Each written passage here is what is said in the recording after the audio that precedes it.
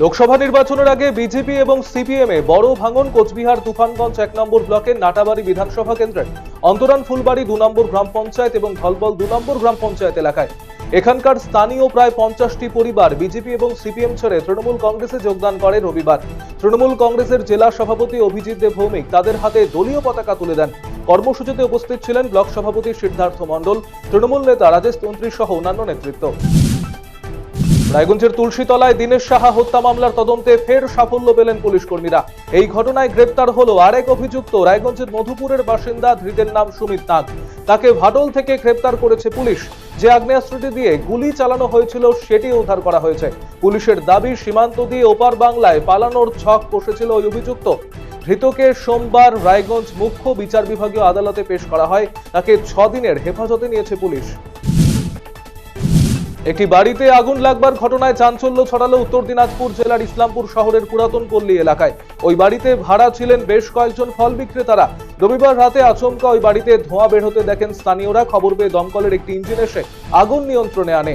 আসে ইসলামপুর থানার পুলিশ। অগ্নিকাণ্ডে কয়েক লক্ষাধিক টাকার ক্ষয়ক্ষতি হয়েছে বলে জানা গিয়েছে। অমৃত ভারত স্টেশন প্রকল্পে আধুনিকীকরণের উদ্যোগ গ্রহণ করা হয়েছে মালদা কোর্ট স্টেশনে।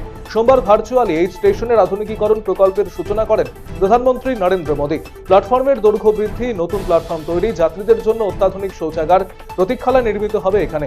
এদিনে উদ্বোধন কর্মসূচিতে উপস্থিত ছিলেন বিধায়ক গোপাল সাহা, কাঠিয়ার ডিভিশনের আধিকারিক ধর্মেন্দ্র কুমার সাকিয়া সহ অন্যান্যরা। মালদায় ফের মৃত্যু এক পরিযায়ী শ্রমিকের। মালদার কালিয়াচক 2 নম্বর ব্লকের মোথাবাড়ি পঞ্চায়েতের মদনপুর এলাকার বাসিন্দা সিন্টু মণ্ডল 3 মাস আগে মহারাষ্ট্রে গিয়েছিলেন। রবিবার সন্ধে নাগাদ কাজ করার সময় কংক্রিটের দেওয়াল পড়ে মৃত্যু হয় তার। ঘটনায় শোকের ছায়া নেমে এসেছে এলাকায়। প্রশাসনের তরফে মৃতদেহ ফিরিয়ে আনার উদ্যোগ গ্রহণ করা হয়েছে। এক নাবালিকার অস্বাভাবিক মৃত্যুতে চাঞ্চল্য ছড়ালো মালদার পুকুরিয়া থানার সম্বলপুরের কদমতলী গ্রামে। পুলিশ সূত্রে জানা গিয়েছে, মৃত ওই নাবালিকার নাম জেসমিন খাতুন। ওই নাবালিকা 2 মাস আগে বাড়ি ছেড়ে বাইরে চলে গেল। পুলিশে অভিযোগের ভিত্তিতে ভিন রাজ্য থেকে পুলিশ ওই নাবালিকাকে উদ্ধার করে পরিবারের হাতে তুলে দেয়। এরপর বাড়িতেই ছিল ওই নাবালিকা। রবিবার পরিবারের সদস্যরা ঘরে ঢুকে তার ঝুলন্ত দেহ দেখতে পান। খবর পেয়ে পুকুরিয়া থানার পুলিশ কর্মীরা এসে মৃতদেহটি উদ্ধার করে মালদা মেডিকেল কলেজ ও হাসপাতালে পাঠিয়েছে। যদিও কিভাবে ওই ঘটনা ঘটলো তা খতিয়ে দেখছে পুলিশ। ভয়াবহ অগ্নিকাণ্ডে ভস্মীভূত হলো ডেকোরেটরের গোডাউন। ঘর পুড়ে ছাই হলো ডেকোরেটরের সমস্ত জিনিসপত্র। রবিবার রাতে অগ্নিকাণ্ডের ঘটনাটি ঘটেছে মালদার চাঁচলের সুজাগঞ্জে। এদিন আগুন দেখতে পেয়ে প্রতিবেশীরা গিয়ে আগুন নেভানোর কাজে ঝাঁপিয়ে পড়েন। পরে দমকলের ইঞ্জিনকে আগুন নিয়ন্ত্রণে আনে। সোমবার ক্ষতিগ্রস্ত পরিবারটিকে ত্রাণ সামগ্রী তুলে দেওয়া হয় ব্লক প্রশাসনের তরফে।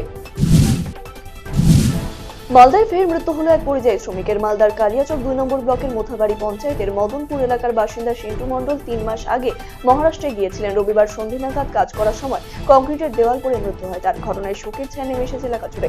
প্রশাসনের তরফে মৃতদেহ ফিরিয়ে আনার উদ্যোগ নেওয়া হয়েছে। অমৃত ভারত প্রকল্পের মাধ্যমে আধুনিক হতে চলেছে বালুরঘাট রেল স্টেশন। সোমবার ভিডিও কনফারেন্সে সেই কাজের ভিত্তিপ্রস্তর স্থাপন করলেন প্রধানমন্ত্রী নরেন্দ্র মোদী। এদিন দুপুর 12:30টায় ভিডিও কনফারেন্সের মাধ্যমে দেশের 554টি রেল স্টেশনের পুনর্বিকাশ ভিত্তিপ্রস্তর স্থাপন করেন অমৃত ভারত স্টেশন যোজনায়। সেই উপলক্ষে বালুরঘাট স্টেশনে এদিন উপস্থিত ছিলেন বালুরঘাট লোকসভার সাংসদ সুকান্ত মজুমদার, কাঠিয়ার ডিভিশনের ডিআরএম সুরেন্দ্র কুমার।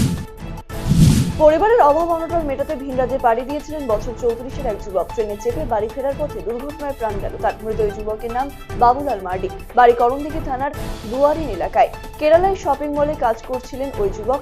এটি আদতে দুর্ঘটনা নাকি নেপথ্যে অন্য কোনো কারণ রয়েছে তা নিয়ে খানিকটা সন্দিহান পরিবারের। প্রশাসনের কাছে ক্ষতিপূরণ চাইলেন মৃতের কাকা। সোমবার রায়গঞ্জ মেডিকেল কলেজ ও হাসপাতালে দেহে ময়নাতদন্ত করা হয়। গোপন সূত্রে খবরের ভিত্তিতে অভিযান চালিয়ে মহেন্দ্রগঞ্জ বাজার এলাকা থেকে 8 ব্যারেল কেরোসিন তেল সহ যন্ত্রচালিত ভুটভুটি চালককে গ্রেফতার করল কালিয়াগঞ্জ থানার পুলিশ। ধৃত ভুটভুটি চালকের নাম খাবির মোহাম্মদ। তার বাড়ি হেমতাবাদ থানার সমসপুর এলাকায়। পুলিশ সূত্রে জানা গিয়েছে, রবিবার রাতে যন্ত্রচালিত ভুটভুটি করে অবৈধভাবে 8 ব্যারেল কেরোসিন তেল নিয়ে যাচ্ছিল খাবির। পথেই তাকে গ্রেফতার করে পুলিশ। সোমবার ধৃতকে রায়গঞ্জ জেলা আদালতে তোলা হয়। এই বিপুল পরিমাণ তেল কোথায় পাচার করা হচ্ছিল তা খতিয়ে দেখছে পুলিশ। জমি বিবাদকে কেন্দ্র করে উত্তেজনা উত্তর দিনাজপুর জেলার চাকুলিয়া থানার বিদ্যানন্দপুর পঞ্চায়েতের গোয়ালডোব গ্রামে।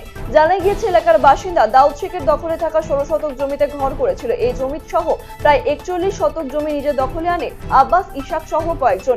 এই নিয়ে এদিন দাউদের ছেলে হায়দারের সঙ্গে গন্ডগোল বাধে। ভেঙে দেওয়া হয় দাউদ শেখের একটি ঘরও। পরে চাকুলিয়া থানার পুলিশ এসে পরিস্থিতি নিয়ন্ত্রণে আনে। বিবাদের পর থেকে এলাকা ছেড়ে গা ঢাকা দিয়েছে দুই পক্ষই।